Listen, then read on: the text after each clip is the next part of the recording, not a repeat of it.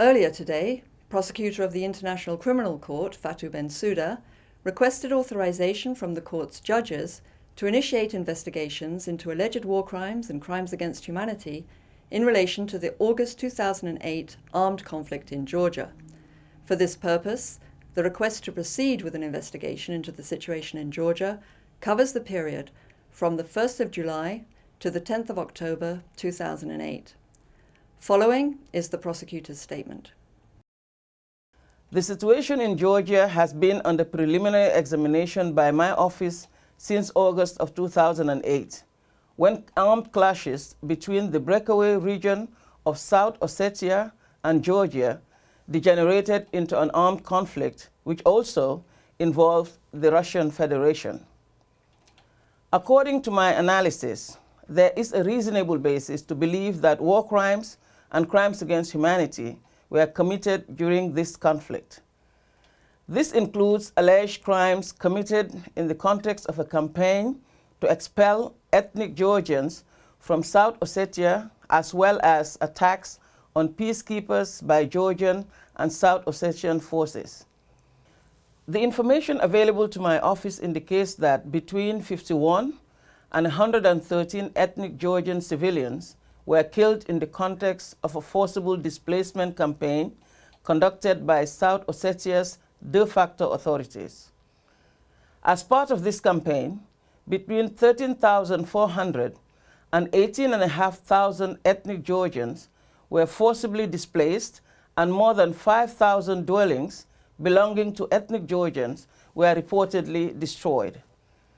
We allege, based on the information in our possession, that these offenses, together with associated crimes of looting and destruction of civilian property, were committed on a large scale as part of a plan and in furtherance of a policy to expel ethnic Georgians from the territory in South Ossetia.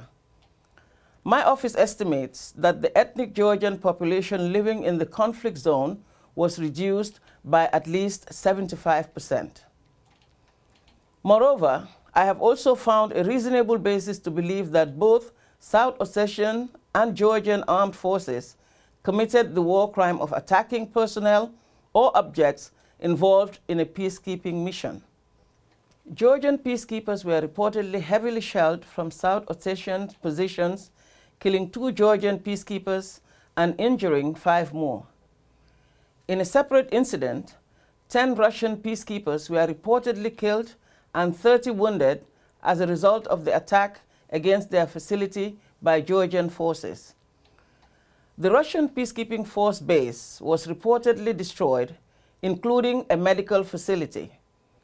Until recently, the competent national authorities of both Georgia and Russia were engaged in conducting investigations against those who appeared to be most responsible for crimes which are the subject of this application.